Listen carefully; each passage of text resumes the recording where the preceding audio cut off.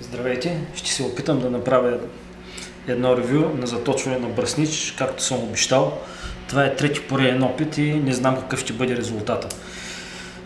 Камъните, които ще използвам за заточване на бръснич са, не знам дали се вижда добре, Шаптон 2000 с размер на зърното 7,3,5. Това е на Нива 5000, много добър камък с размер на зърното около 3 микрона.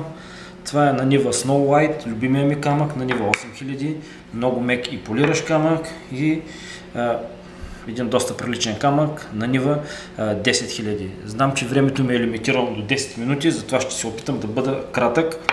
Бръснича, с който ще правя експерименти, е този.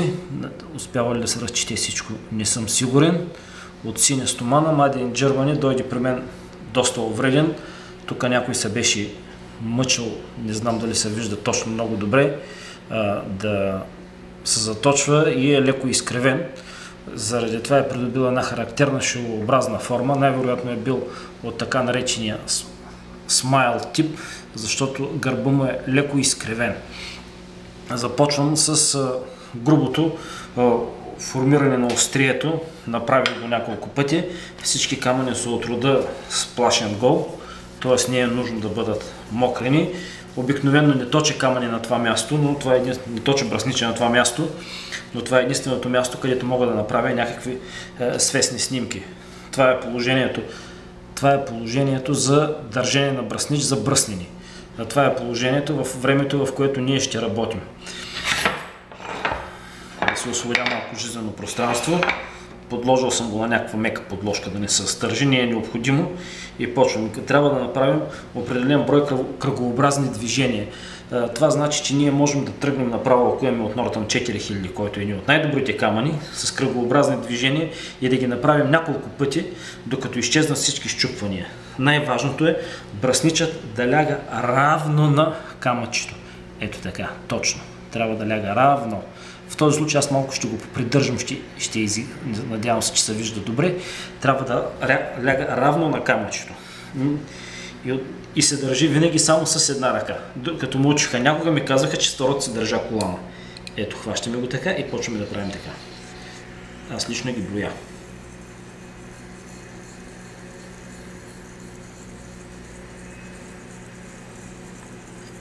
Това лично аз, ако знаех как би го забързал, за да не ви досаждам. Ето, то се вижда как се бута водата.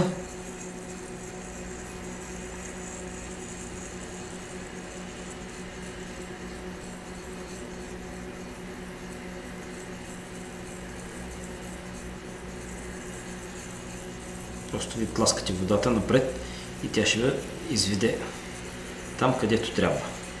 Затова предпочитам светлите бели камъни, които винаги казват точно къде си. Ето, тук имаме по мои сметки около 55 пъти. Почваме обратно.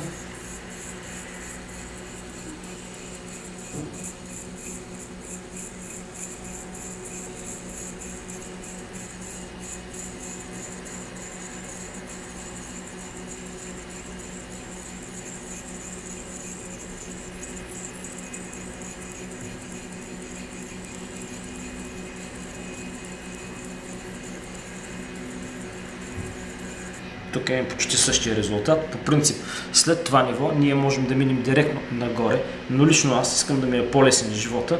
Връщам го още с 10 кръгообразни движения в едната страна и в другата страна. Да пренасям по-малко материал на следващия камък. Това е идеята. 2, 3,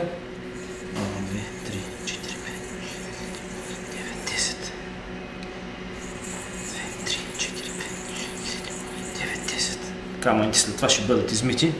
Просто винаги го забръсвам преди да минавам на следващ камък. Добре, този ще бъде измит веднага през първата 10-минутна почивка. Минаваме на Нива 5000. Камъници на Нива Чусера не са на чистата на Нива Суперстон. Най-хубавото на тези камъни е, че с тях не може да се призаточи. Определено не може да се призаточи бръснич. При Нортона и някои други камъни се призаточва, затъпява, замазва, както искаме да го наречем, и след това се налага да се върнем на изходно положение. На Нива и с белгийския кутикул, с хубавата тюрингия, тези неща не се получават. Знам, че с японски камъни също не се получават, но не съм ги пробвал, така че не мога да говоря. Това е много близко до Norton 8000. Norton 8000 го има, но е изкопан като лъжичка, можем да се нахраним с него.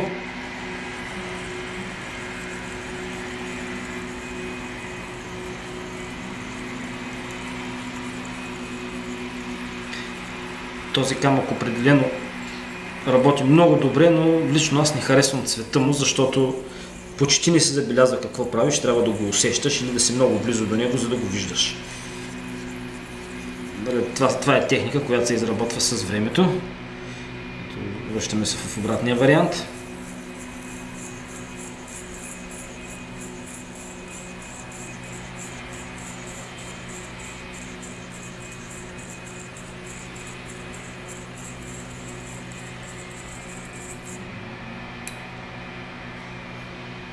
Тук го правим вече 5-6 пъти, разбира и 10.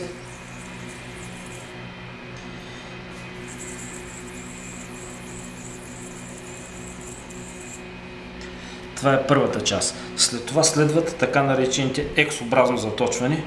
X-образното заточване, което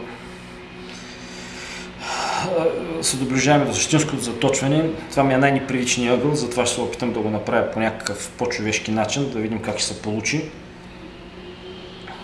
Така, то се почва така. Слага се ей така. Парзаляме напред. Точно така, когато обръщаме. На това казвам обръщане през гърба. Обръщаме бръснича, плъзгаме го нагоре и плъзгаме напред наново, надолу. Обръщаме. Обръщаме. Обикновено при Нортъна са 6, 7, 8 до 10 движения. X-образното се прави, когато по принцип бръснича е по-голям от камъка. Този камък е 70 мм, Нортън е 75, това е малко по-дълъг бръснич, което в общи линии е необходимо. А иначе при Нортъна може да се работи направо, най-хубавото е голямата му ширина.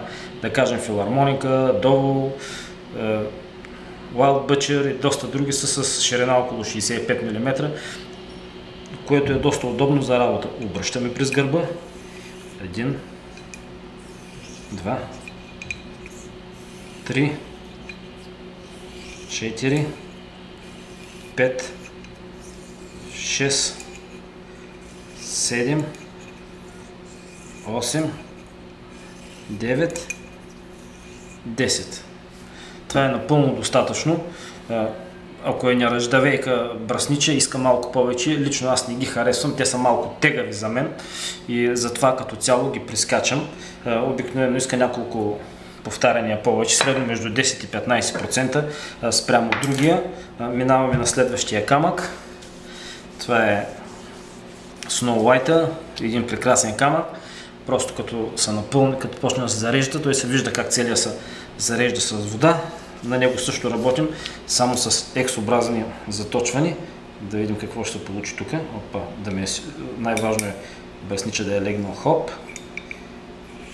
Опа, да. Ето камъка почва да се запълва. Виждаш къде, то се вижда просто откъде взема бръснича. И затова харесвам светло-белите камъни. Споменах, нали, го споменавам още сигурно за 11-ти път. Камъка трябва да бъде по-равнен, независимо дали е нов или стар, камъка трябва да е равен. Ако се ползва нов камък, е добре да се подравни с... как беше? Да се подравни. Лично аз използвам Extra Fine на DMT, за да го подравня долу-горе като цяло. С Grit 1200 и с отнемане на около 1 мм от най-горния слой, камъка става перфектен за работа. Ако сте точили повече ножове на него, само го подравнявате да има равна повърхност. Ето, вече мисля, че моите първи 10 минути свършиха и това също свършва. Добре, ще продължа съвсем след малко.